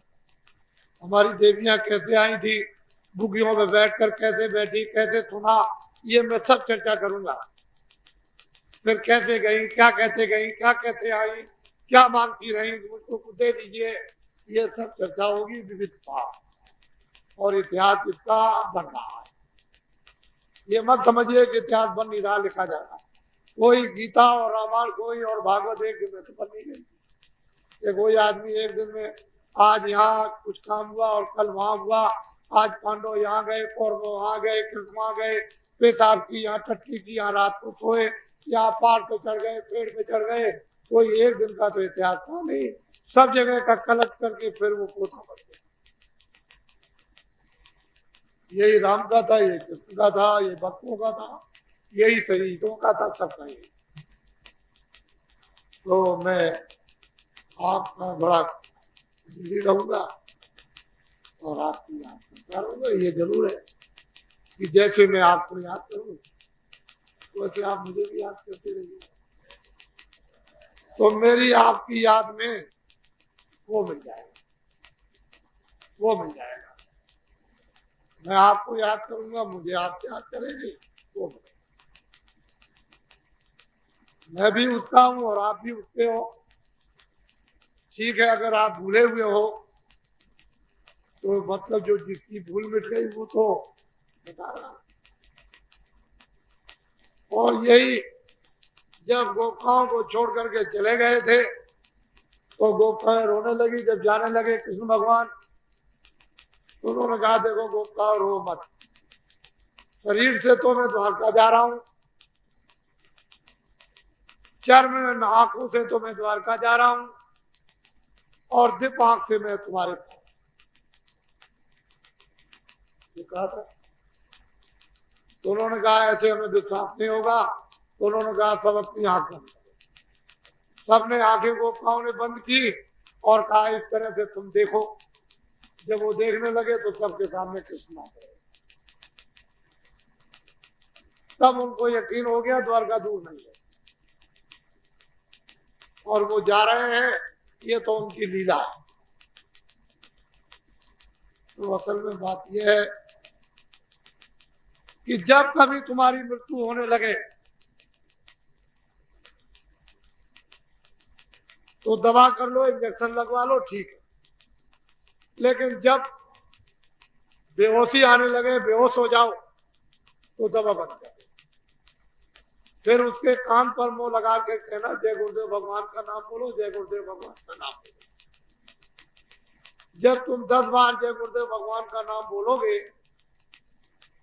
तो वो आंख खोल देगा। फिर उससे ये पूछना कि भाई जब मैंने तुमसे जय गुरुदेव भगवान का नाम बोला तो उसकी जीभ चलती हुई आपको मालूम होगी। जब होश में हो जाए आ जाए तो उससे ये पूछना कि मैंने जय गुरुदेव नाम भगवान का बुलाया, तो ये बताओ तुमने किसी आदमी को देखा है? तो वो बताए। जैसा उसने आदमी देखा होगा, काला देखा होगा, ये देखा होगा, सफेद देखा होगा, जैसा भी देखा होगा वो आपको बताएगा कि इस तरह का आदमी मैंने देखा। जब तुम्हारी मृत्यु होने लगे, तुम जाने लगो, तो तुम जय गुरुदेव भगवान का नाम बोलना, मैं आपको नहीं। मैं आपका पक्का सेवक हूं, कच्चा नहीं। जो तुम ये सोचते होगे कि कच्चे हैं, मैं पक्का सेवक। फिर मैं आपको मिलूंगा और आपकी पूरी मदद करूंगा, पूरा सहयोग दूंगा। लेकिन यह है कि विधि विधान सब चीजों का, उसे तो तुम्हें विधि से करना ही। तो तुम कहोगे नहीं हम जय गुरुदेव नहीं बोलेंगे, हम ये नहीं बोलेंगे और मचलोगे, तो ऐसे नहीं विधि विधान। प्यार मोहब्बत तो होनी चाहिए। तो मैंने एक छोटा सा संदेश दे दिया और दिन में आपको ये बता दिया था कि भारत की ऋषियों मुनियों की हमारी नीति है कि पति अपनी स्त्री से अपना राज कभी नहीं छुड़ा।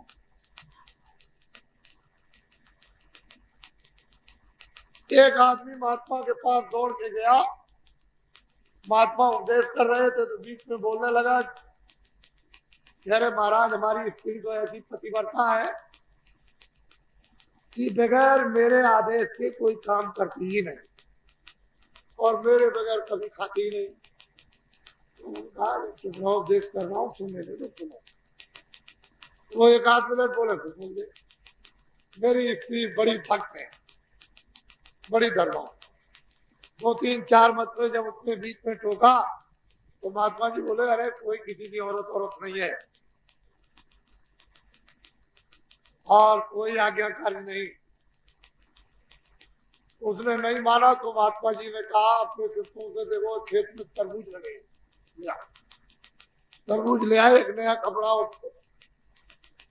ऐसे चाकू लगा दिया और एक नए कपड़े से बांध दिया और उससे कहा ऐसी ले लो, जाओ ले जाओ, ऐसे ही रख के ले जाना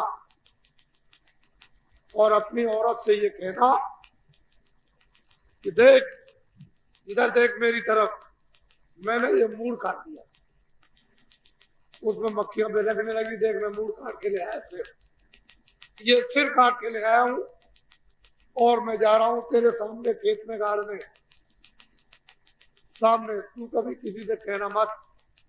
सामने खेत में गड्ढा खोद के गाड़ दिया और उसको जाते में भी समझाया, जो लौट के आए तो किसी से कहना नहीं। चलेंगे ठीक। जब रात हो गई तो दरोगा जी की देवी और वो देवी दोनों बाहर गई टट्टी। तो वो कहती है कि अरे दरोगा, वो कुछ कहा होगा, कह रहे दरोगा राय तुम क्या जानती हो? तुम्हारे दरोगा जी क्या जाने, मेरे आदमी ने मूड़ काट लिया, मूड़ काट के मेरे सामने ले आया और मेरे सामने खेत में गाड़ दिया। तुम्हारा दरोगा क्या जानेगा? वो जब यहाँ से गई तो कहने लगे तुम कहाँ से आए? कि मैं इधर गांव से दौड़ के आया। अरे तुमको नहीं मालूम कि आदमी ने मूड़ काट दिया? आदमी का मूड़ काट दिया और खेत में गाड़ दिया। भाई किसका काट दिया? ये तो उसका, उसने काट दिया। वो सिपाही लेकर के दरोगा जी पहुंचे और डंडा पटका और निकलो जल्दी से, और तुमने मतलब ये किस आदमी का सिर काटा और जल्दी बताओ, नहीं तो अभी तुमको मार लगाते हैं, अभी ले चलते हैं। उन्होंने कहा महात्मा जी ने बिल्कुल ठीक है,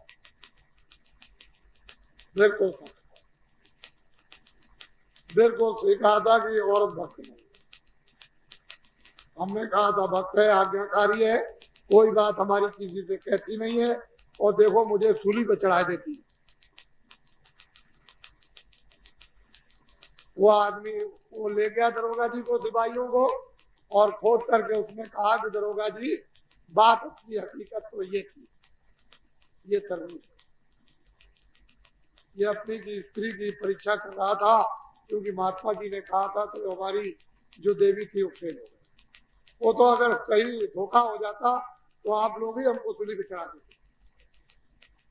तो असली बात ये है, कहने का मतलब है ये सब बकवासबाजी मत करो,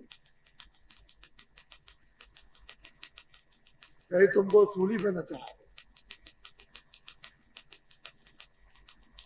मैंने आपको कहा कि भारत की नीति है कि आदमी स्त्री से अपना राज नहीं छुपा सकता, और ये बताया कि विदेशी औरत से किसी ने शादी की हो, तुम लोग कभी स्वप्न में भी उसको राजा मत बनाना।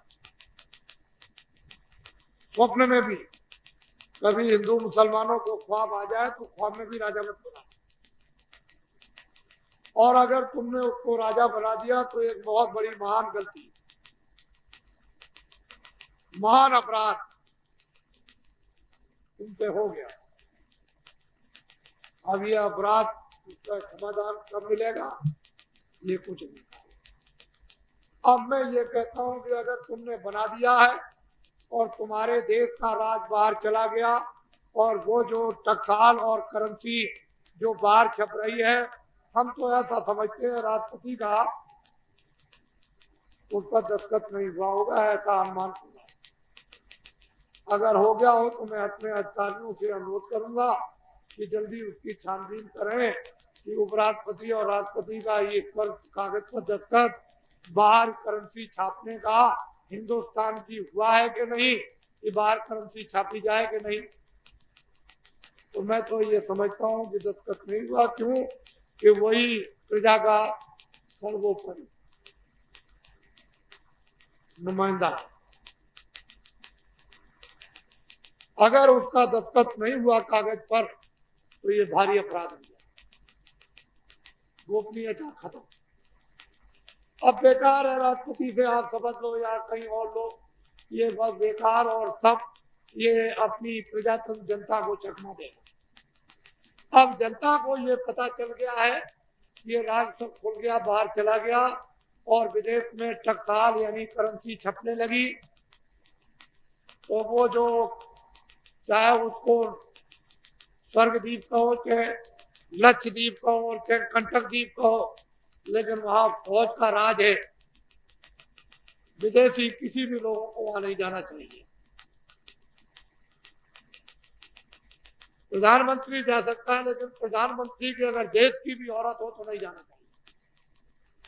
ये भारत की शपथ ये कहती है जो आपने ली है। प्रधानमंत्री ने जो शपथ ली है वो जा सकता है, लेकिन उनकी देवी जी नहीं जा सकती, और विदेशी तो वहां उस द्वीप में जाना ही नहीं चाहिए। लेकिन आप ले गए इस पर राष्ट्रपति को, उपराष्ट्रपति को, और एमपीओ और संसद सदस्यों को यानी एमएलओ को, और मुख्यमंत्रियों को, प्रांतों के, और बुद्धिजीवियों को, न्यायाधीशों को, चाहे सुप्रीम कोर्ट के हों, चाहे वो हाई कोर्ट के हों या डिस्ट्रिक्ट जज जितने भी हों, उन पर विचार करना चाहिए कि ये ठीक है नहीं है, भारत का संविधान क्या कहता है। ये बड़े गहन ये राज है, और ये सब घटनाएं हो गई हैं। तो अब आपका काम है भूमि ज्योतिष शेयर काश्तकार जो 1 अरब और 60 करोड़ है, उसमें से यानी कर्मचारी अधिकारी, अगर ये मान लिया जाए कि काश्तकारों के बच्चे नहीं है, मजदूर नहीं, सेठ साहूकार, तो 40 करोड़ वो हो गए, और उसके बाद में 1 अरब 60 करोड़ ये हो गए। तो आबादी अब इनको ये चाहिए कि अभी चाहे अभी चुनाव हो जाए, चाहे आप 1 साल में हो जाए, चाहे 6 महीने में, चाहे 2 साल में हो जाए, अब की बार आप लोग जिसने ये राज खोल दिया और विदेशों में करेंसी छपवाई गई और छप रही है, आप और विदेशी औरत से जिसने शादी की उसको अब की बार तत्काल उसको रात से हटा दीजिए। ये बाबा जी की सब देश के बुद्धिजीवियों से और देश के 1 अरब 60 करोड़ इन खेतियार यानी भूम जोतों से बाबा जी की अपील है। अगर आपने अपना कदम आगे और बढ़ाया तो आप मेरी बात को सुन ले। वो सूखा, वो अकाल और भुखमरी और वो महंगाई और टैक्सों की बढ़ोतरी और कत्लेआम हिंदू और मुसलमान का लड़ना वो होगा। फिर बाबा जी को आप दोष नहीं देंगे कि आप अगर कह देते तो हम सतर्क हो जाते। इसलिए ये वोट जो मतदान है ये सर्वोपरि दान है। सोना चांदी हीरे जवाहरात राजपाट बुद्धि दान के बराबर कुछ नहीं है। और ये वोट, इस वोट की अगर मतदान की बुद्धि इसकी ये तलवार बना लो, अब की बात इसमें वोट प्रजातंत्र में परिवर्तन कर सकते हैं। और इसके बाद में जब ये परिवर्तन हो जाए तो फिर ये सब व्यवस्थाएं तुम्हारे सामने, तुमको दिल्ली की सत्ता से फिर इसके बाद सब काम हो जाएंगे जल्दी जल्दी। तुमसे ज्यादा हमको जल्दी, हमसे ज्यादा लगोटी वालों को जल्दी, क्योंकि ये सब नहीं करना चाहते। ये जबरदस्ती इनको घसीटा गया कि और कोई नहीं है तो तुम ही थोड़ा सा सहयोग दे दो। ये नहीं, ये तो कहते हैं मैं तो बस कुछ मर जाए, कुछ हो जाए, एक वक्त मिले आधी मिले, लेकिन भजन कर लेने दीजिए। ये तो ये लेकिन मैं ये कहता हूँ कि भजन भी तुम्हारा कीर्ति का नाम का तभी सार्थक होगा जब आपको सही आप लोगों के सिर पर काम। अब ये क्षत्रियो ब्राह्मणों जो तुम बदनाम हो गया उसमें इतना नहीं तो नहीं। और फिर से एक नया इतिहास का सृजन हो गया। मैंने तो इन शब्दों में संकेत दिया, अर्जी मेरी मर्जी, आरजू करता हूं, मेरी मिन्नत आपसे हो रही है, इसको कबूल करो ना करो। फिर हिंदू मुसलमान ये कहने के हकदार ये नहीं रहेंगे कि बाबा जी ने सबको एक दृष्टि से नहीं देखा। मुसलमान इबादत करें, मस्जिद में करो, जहां मर्जी, हिंदू मस्जिद में भजन करे चाहे गंगा के किनारे, ईसाई चर्च में प्रार्थना करें, सिख गुरुद्वारे में बाइज्जत सम्मान के अपनी अपनी पूजा इबादत पाठ करो। इंसान मनुष्य को मनुष्य समझो, क्यों किसी की दखलंदाजी करते हो वो थे। इससे आपको क्या मिलेगा? चले थे सफर करने ट्रेन में, हवाई जहाज में, लड़ने लगे, हवाई जहाज भी टूट गया और तुम भी खून खच्चड़ हो गए और घर भी न पहुंच सके। तो ऐसी ट्रेन पर ऐसे साथ को सवार हो कि मंजिल आपकी पहुंच जाए। लड़ जाओगे भिड़ जाओगे तो मंजिल तय नहीं होगी। ये कोई नहीं करता। बोलो जय गुरुदेव। अच्छा ये बताओ, हमने कुछ बुरा तो नहीं कहा? बोलो 3 दिनों में हमने कुछ बुरा तो नहीं कहा?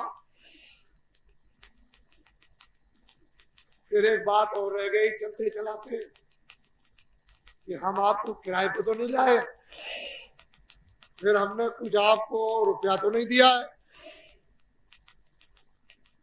ये जो उत्तर प्रदेश में जो घोषणा की गई है वो तो मैं अपनी बात तो कुछ कहता नहीं, अपने मन से कोई गढ़ने वाली बात तो नहीं। वो तो आप सब अखबार रखे, रेडियो की तफसील है कि हमने सूखा अकाल का 5 अरब रुपया बांट दिया गया गरीबों को। तो सूखा अकाल का कुछ रुपया आपको मिला है? तो मैं अभी और प्रांतों में भी अभी मैं गया था तो मैंने पूछा था तो उन्होंने इनकार कर दिया, गुजरात में भी और जगह भी। और अभी मैं फिर दौड़ के दोबारा फिर पूछे लेता हूँ। तो फिर मतलब ये है कि अब आप जानो, मैंने तो पूछ लिया, मुझे तो ये यकीन हो गया कि आप कहते हो नहीं मिला। अब मैं आपकी तरफ से दरख्वास्त दे दूंगा कि खजाने से निकल गया और ये कहते हमको नहीं मिला है। अब आप दरबार में दरख्वास्त आपकी तरफ से। बोलो जय गुरुदेव, जय गुरुदेव। ओम ज्योतक इतिहासकार संगठन की,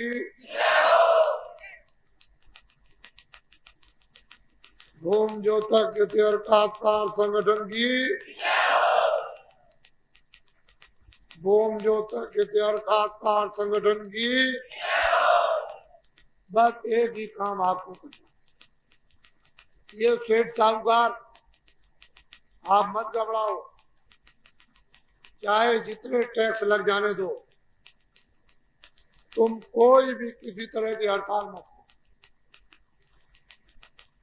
कोई बाजार बंदी का आप आदेश मत दो, लग जाने दो। तुम्हारा बाबा जी की आपसे अपील है कि आप ओम ज्योतक इतिहासकार को सहयोग दें, इनको झंडा पकड़ने में इनका ये सहयोग दे दीजिए। मैं आपसे प्रतिज्ञा करता हूं कि जितना भी देश में लोगों के पास काला धन होगा, उस पर कोई अपराध और कोई जुल्म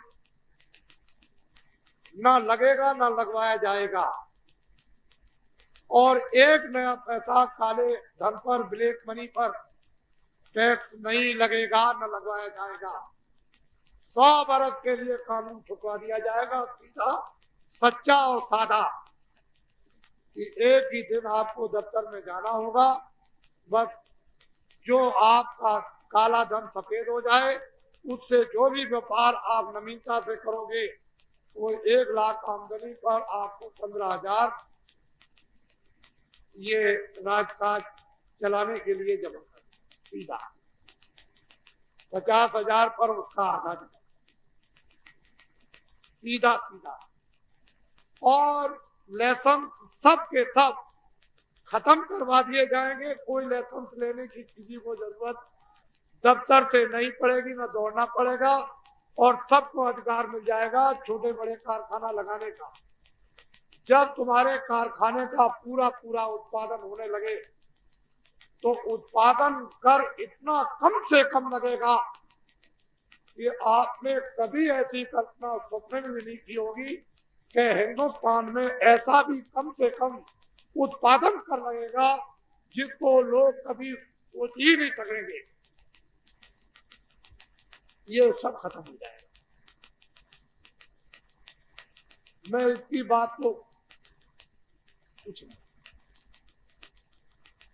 और एक ही जगह लगेगा, दूसरी जगह नहीं लगेगा।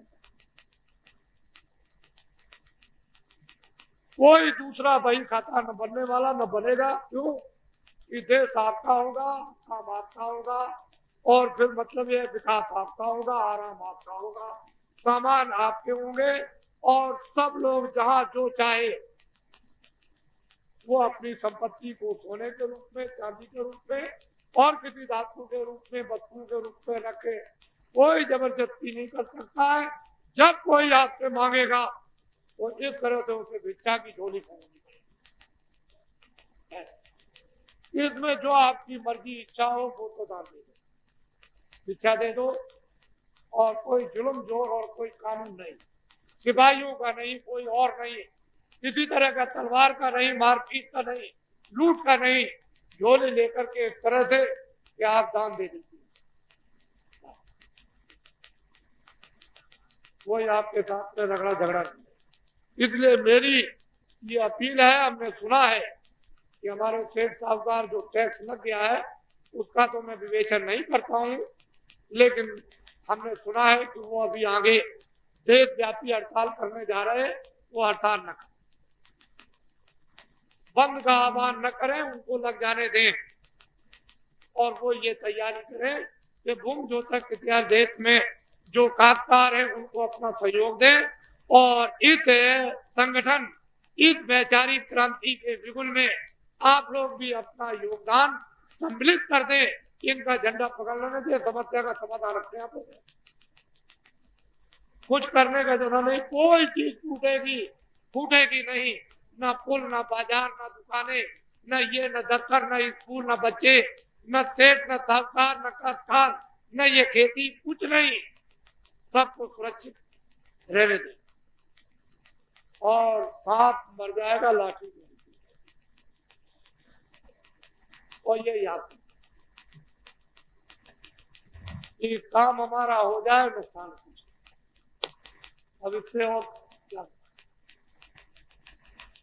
इसलिए मैं तो अमरूद ही कर सकता हूँ, क्योंकि हमने अभी चलते चलाते सुना है।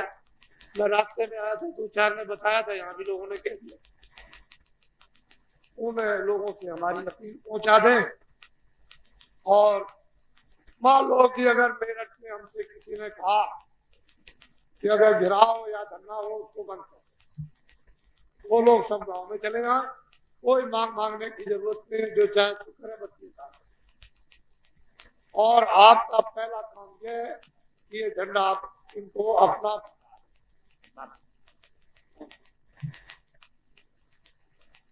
मैं आपको एक ऐसी नवीन ईश्वरीय कला और ईश्वर का चमत्कार, यानी उसका करिश्मा, उस खुदा का, अल्लाह ताला का, और आपको ये सूचित करना चाहता हूँ कि वह